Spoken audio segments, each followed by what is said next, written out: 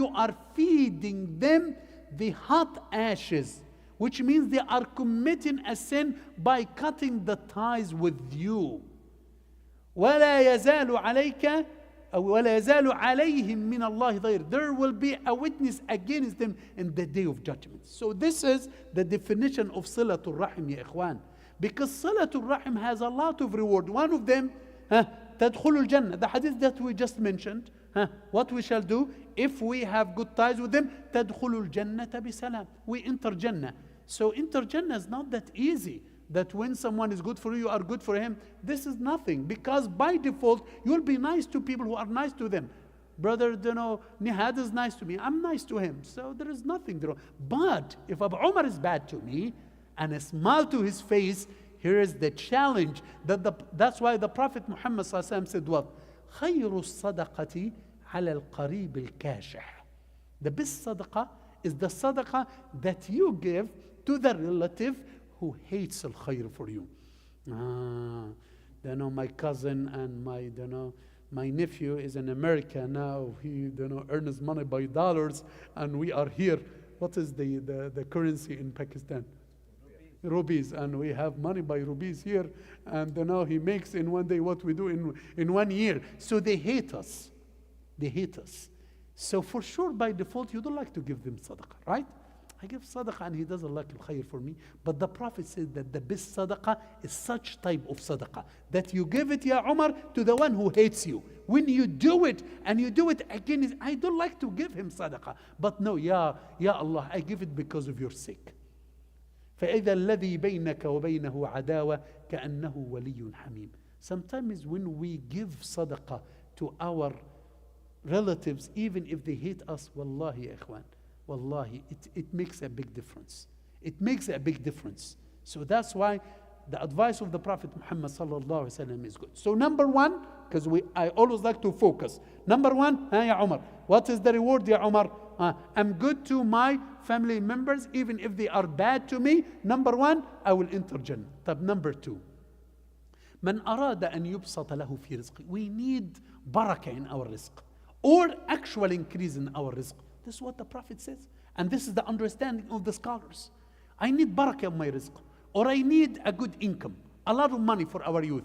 If this is the language that they like, this is through silatul rahim. This will bring, inshallah, the rizq. وَمَنْ أَرَادَ أَنْ يُنْسَأَ لَهُ فِي أَثَرِ. Ya Umar, do you like to have long life or not? For sure you love. Every one of us love this. And the Prophet says, Brother Zaina, خَيْرُكُمْ مَنْ طَالَ عُمْرُهُ وَحَسُنَ عَمَلُهُ. One of the best things is to have a long life with righteous deeds. So there is nothing haram with that. So if you want to have barakah in your rizq, or if you want to have increase in your age, have a good relation with your family members. النووي رحمه الله. Have we heard about the Nawawi rahimahullah? Al-Arba'in al-Nawawiyya, right? Some people don't know they translated the 40 nuclear hadith. But they know Arba'in Nawawiyya.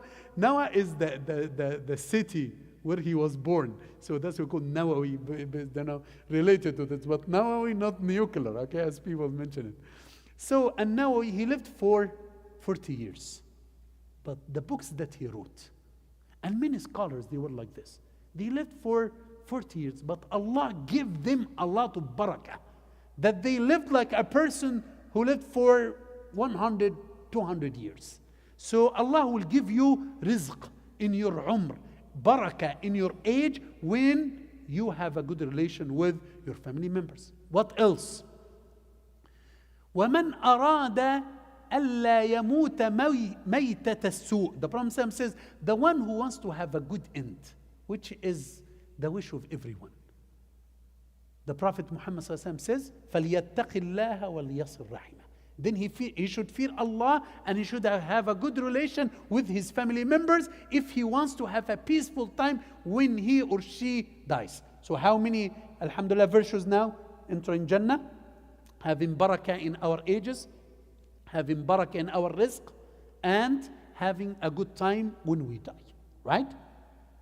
Subhanallah, if you remember this story for one of the scholars, when I think Sa'id ibn Musayyab, they told him that, this person died in his house because his house demolished upon him. He says, no, go and search for him.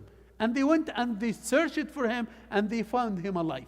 He says, how did you say this? He says, because he was dutiful to his family members. Subhanallah.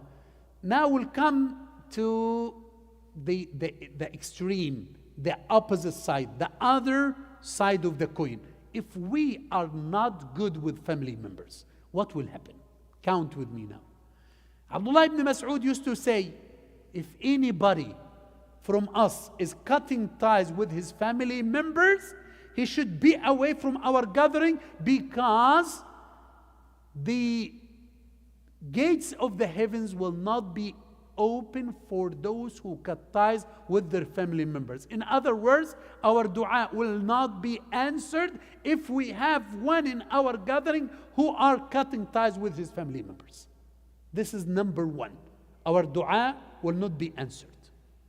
Our deeds will not be raised. The Prophet ﷺ says that the deeds will be raised every Monday and Thursday except for qati' al-rahim. The one who cut ties with his family members, his deeds will not be raised. Ya Allah, this means that the person will not enter Jannah, wal-iyadu billah. So what are the disadvantages now, the sins? Number one, that person, his dua will not be answered. Number two, that his deeds will not be raised to Allah Azza wa Jal as it came in the hadith. Look at this one. And this is the worst. ما من ذنب أحرى أن تعجل عقوبته في الدنيا مع ما يدخر لصاحبه في الآخرة من البغي وقطيعة الرحم. Translate, Brother Atar. So there are no sins that the punishment for it will be in the dunya before the hereafter, except two things. Two things, the punishment from them is in the dunya before the hereafter. What are these two things? Al-baghi, transgression. When you oppress, when Allah give you the power, when you have, when you are an employer and you fire some people for no reason. When you take money from someone whom you shouldn't take money from him. When you make and cause problems for people without any right. The punishment will be in the dunya before the hereafter. And cutting ties. If you cut ties with your family member, don't think that you will have a beautiful time with your kids, for example. No. You will drink from the same cup, from the same glass. And I'm sure that you all know a lot of stories about this. Those who are so bad to their parents, subhanallah, Allah granted them bad kids who give them a hard time. Ya Allah. So now, no dua will be answered. And now, the deeds will not be raised. Now, the punishment will be in the dunya before the hereafter. Now, to conclude, how to have a good relation with our family members? What are the levels of Silatul Rahim? The levels of Silatul Rahim, the least that we can do. Do not have a discord with them. Some of us, wallahi, I didn't talk to some of my family members for years. I'm having a problem with my sister or my brother because of the inheritance for now 15 years. Don't have this, discord with them. At least a salam. Even if you disagree with someone, if you know that they are wrong and you are right, at least in Eid time, say salam to them, but not to cut ties completely with them. So this is the least.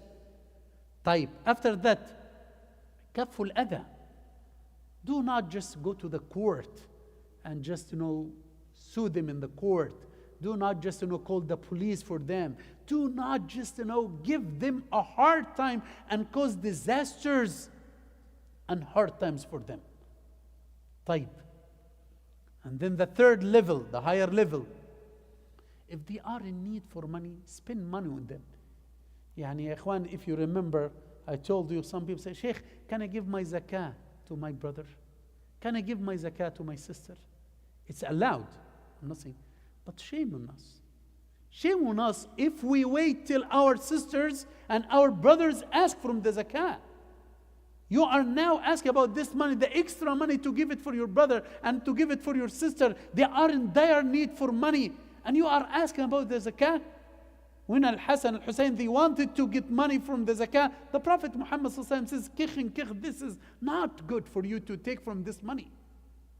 Ya akhi, subhanAllah, I told you the story of Al-Khansa and her brother. She wrote poetry about her brother that counted as the best poetry in history for Ar-Risa, for mentioning the qualities and mentioning the good things about the deceased. She wrote the best thing about her brother. Why? Because her brother, when she got bankrupt, her husband had no money. He said to her, come here, I have this money, let us divide it.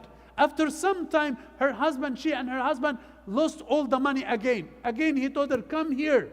And come and the same happened the first time. Let us do it again. Divide the money between me and you. This is the brotherhood and sisterhood.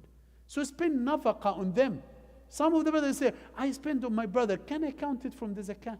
Ya akhi, you didn't have the intention of zakah from the very beginning. So now you want to take an advantage of any money that you spent just because you want to save money. Shame on us if our brothers and sisters are in need for money. So this is number 3.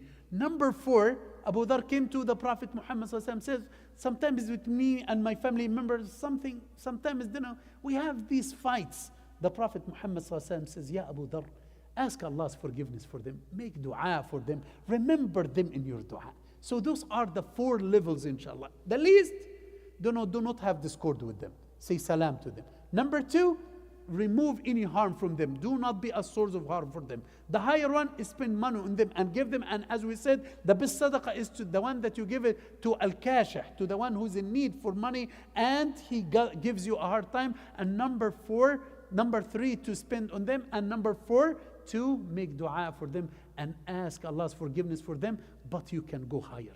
The righteous people, they go higher. They have a good relation. They always call. They always ask. They always gift their family members. Remember, this is from Al-Ma'ruf that will entitle us to enter Jannah, will give us barakah in our rizq, will give us barakah in our ages, and will make Ar-Rahim testify and make dua for us when we pass the Sirat. May Allah make us all among those who have a good relation with their family members, Ya Rabbil Alameen. May Allah this to our credit, Ya Rabbil Alameen. And inshallah, bi'Iznillah, tomorrow will see on Jum'ah. This is the last Jum'ah for me here, inshallah, bi'Iznillah. So inshallah, bi'Iznillah. But I will come here. Salahuddin is my masjid. You will find me, inshallah, frequently. But this is the last formal khutbah for me here, inshallah, bi'Iznillah. I encourage everyone to come if you want to see me, inshallah, tomorrow, inshallah, bi'Iznillah subhanahu wa ta'ala. But I will be around, inshallah, bi'Iznillah subhanahu wa ta'ala. I will never forget this community. I always, alhamdulillah,